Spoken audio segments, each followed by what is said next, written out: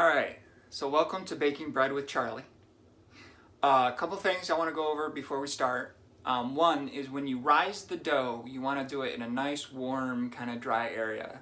So what I do before I start making is I preheat the oven to its lowest setting. It's usually like 170. And once it's preheated, I just turn it off. That way your oven is nice and warm and you can stick your pan or dough in there to rise and pull it out and won't bake it or anything. But it'll be a nice warm place for it to rise. Second is you want a good large bowl to make this in. I use this. This is called a bread bucket. It's pretty big because I double the recipe that I sent you earlier. Otherwise, a bowl around this size, like I don't know if you can see my hand, is pretty good. If you actually buy the Tassajara bread book, it'll probably give you a better idea of what size bowl you need. I'm going to set this aside since I'm not going to use it. I'm sorry I'm bending down. It's just the way the camera is so you can see what I'm doing here. So give me a second. I'm going to set my oven so it's lowest setting. Please bear with me. There's that. All right. Oh, also move the racks all the way down so you can fit your bowl in there to rise. That's very important. I used to forget to do that. Another thing you want to use is a good silicone spatula. The reason I say that is because they're very easy to clean and things come off them a lot better than, like, say, a wooden spoon. You can use a wooden spoon. I have for years, but I like using this easier just because it's easier to clean. Also, when you're baking, this is the bread pan I use. This is actually a 4x8 or 8x4. I got it off of Amazon. The recipe I gave you makes 2 to 3 loaves. I'm doubling it. I always get 6 loaves out of this recipe because of the way I divide it. Good solid sized loaf. So I'm going to set this aside because we don't need it yet. Alright, so I'm going to start with my big pan, and the first part of the recipe is basically making a sponge that will rise. So I have my pan, and I'm going to add my water. Since I'm doubling it, it's going to be 6 cups of lukewarm water.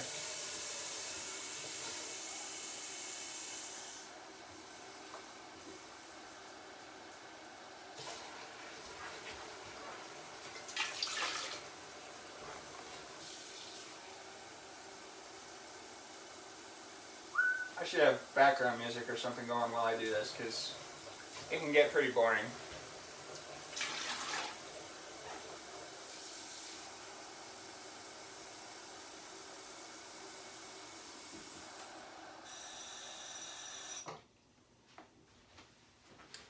Alright, so I got my water in my pan. When I'm done with something, I put it aside because I have limited counter space. It's up to you what you want to do. So I've got my water, now I'm going to get my yeast. Now the recipe calls for 1.5 tablespoons of yeast or 2 packets. I have loose yeast, so I'm going to do tablespoons. I'm actually going to put in 2.5 because I'm doubling the recipe. If you double it, you would think 3, right? No, because I use bread flour, which is a lighter flour. It's more finely ground, so it's lighter, so it allows it to rise easier. So you don't need as much yeast. So I'm going to add my, there's 1, there's 2.5.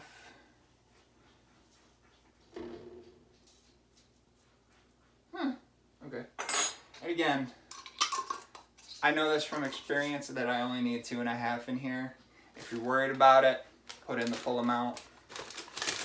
I would suggest if you're only doing a single recipe, follow what the recipe says. Put that back in the fridge. I'm done with it. I don't need it, so it goes back in the fridge. Now I'm going to stir to dissolve the yeast.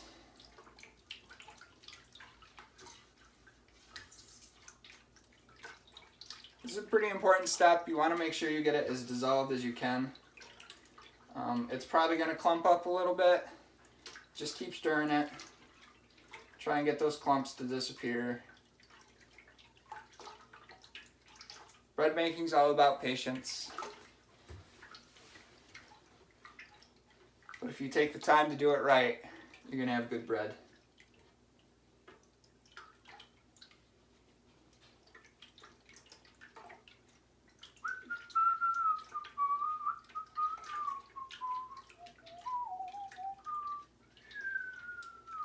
Okay, that's good. Now my oven is preheated, so I'm just going to turn it off. Now I know my oven is a nice, warm, dry place for the dough to rise. It's very important. Alright, so the next step is the sweetener. I know, I'm kind of half cut off here. I'm sorry if that's annoying. The recipe says you can use honey, molasses, or brown sugar. Really, it's about taste. The honey and molasses, you're really going to have those flavors in the bread. I like using brown sugar because you don't taste the sweetener as much. And it's the recipe's 1/4 cup, so I'm going to use 1/2 cup. Now, just so you don't think I have this memorized, my recipe book is over there. You can't see it. I've done this so many times that I kind of have a handle on what I'm doing. But I always suggest you have your recipe with you. Mine is, it's just not visible to the camera. And again, I've done this so many times. I know what I'm doing. So, I'm just stirring all of this to incorporate it all. Get the sugar nice and dissolved in there. The sugar is actually what helps the yeast to grow and for it to rise. At least that's what I've been told. Maybe it's not. I don't know.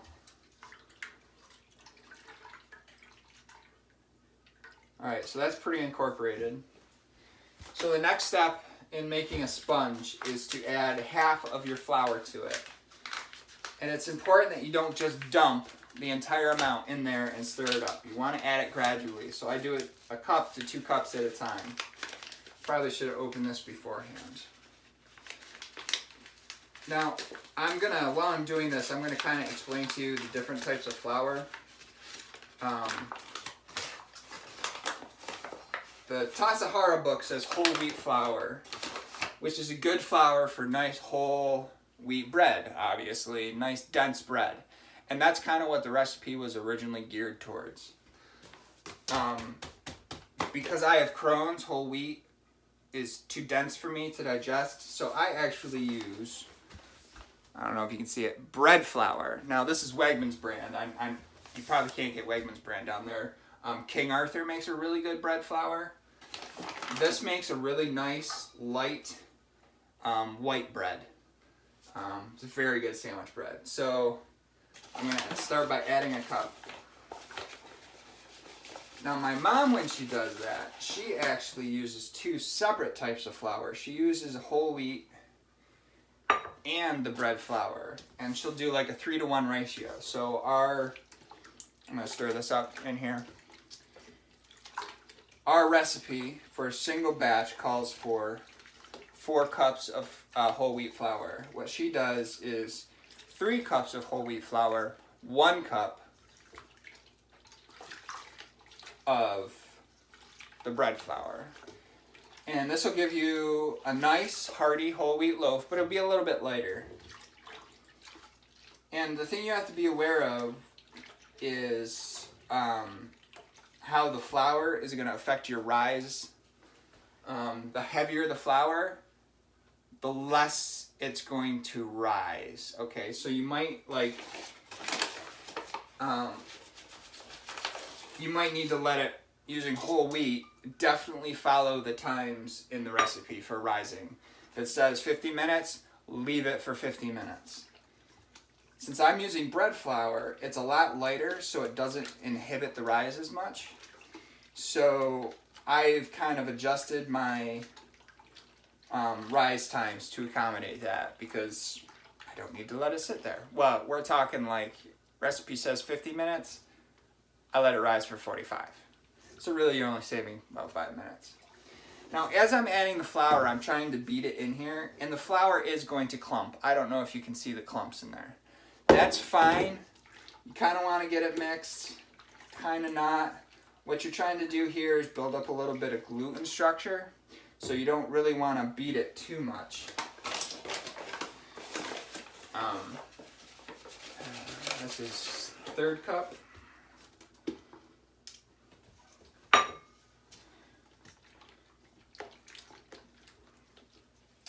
The gluten structure isn't as important in this step, making the sponge, as it would be in the step after this rise, but we'll get into that in the next video. So I continually try and scrape the sides of the bowl just to make sure flour isn't sticking to it. This is 4. So on a normal recipe, this would be the last cup, but since I'm doubling the batch, it's going to take a little bit. So I'm going to pause the video until I get to the last step. So just, oh, I don't think I can do that. Anyway, all right, so we're just going to do this. So you'll see it starting to thicken up. And the thicker it gets, the more you can kind of beat it and stir it a little bit more rough with it, you know? And the smoother it kind of becomes. So that's 4 cups.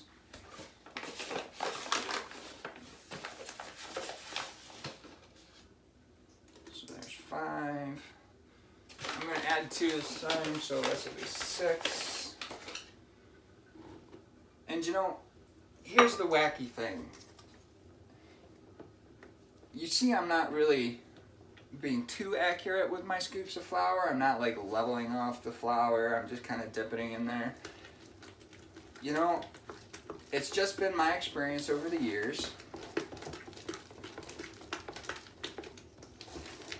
that flour in bread recipes is a tricky thing. You want to get, you know, you want to put in what the recipe says, definitely. And the more you make bread, the more you can really feel it out. And how much you need and how much you don't. You can see how violent I am with this now. You really want to start beating it to get it incorporated. So I'm just going to do 1 more cup of flour. So that's 7 cups. I just know from experience that's what this recipe is going to call for doubling the batch. Like I said, for the single recipe, follow the instructions your first time out. After you get a better feel for how your bread's coming out, you can start altering it. So this is the step in the book where it says to beat the dough, or stir it in. I'm going to scrape the sides, and then give it 100 stirs. So I go 25, scrape the side, 25, scrape the side, 25, scrape, you know, on and on. So I'm going to 1, 2, 3, 4, 5, 6, 7, 8, 9, 10, 12, 13, 14,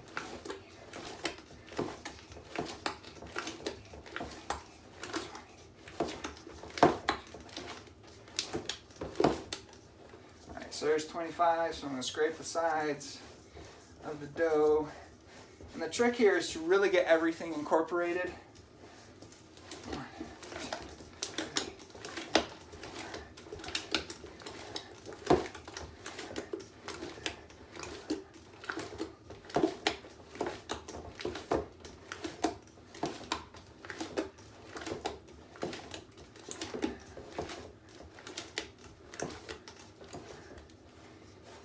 You also want to beat some air into it. Now the motion I'm using is I go down and scrape it down and around. So when I beat, I'm getting down under it, stirring it kind of from the bottom and flipping it over. That motion gets air into it and helps incorporate everything, and it also helps you get all the particles in the bottom. You want to make sure the bottom is getting mixed too.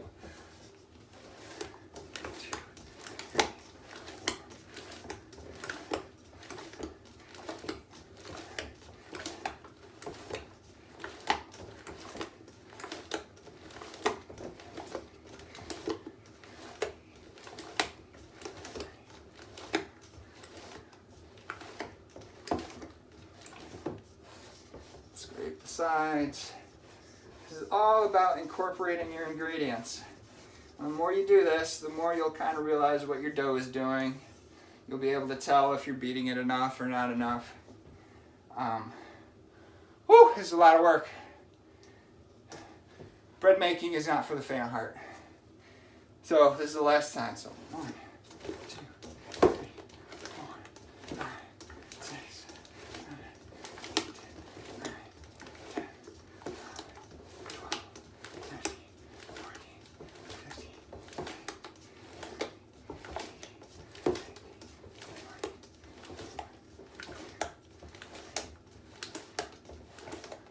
All right, there's 25. That was our last time. So I'm going to kind of scrape the sides. I'm going to get rid of my spatula. And I don't know. Let's see if I can show you what's inside the bowl here. Tilt the camera down. Here. See how nice and smooth it is? Everything seems to be well incorporated. You got some air bubbles. Now I got to treat this fast because you don't want it to settle too much before you let it rise. So, I forgot to get out the saran wrap. So bear with me a second.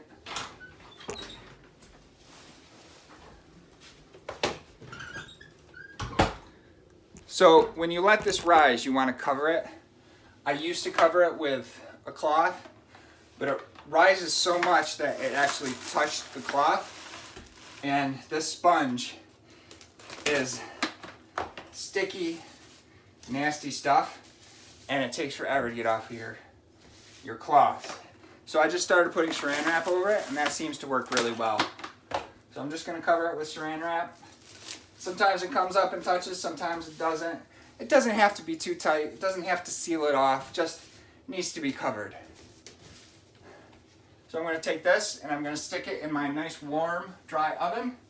And I'm going to let it rise for whatever the recipe says. Mine is 45 minutes. I think yours is 50 to 60.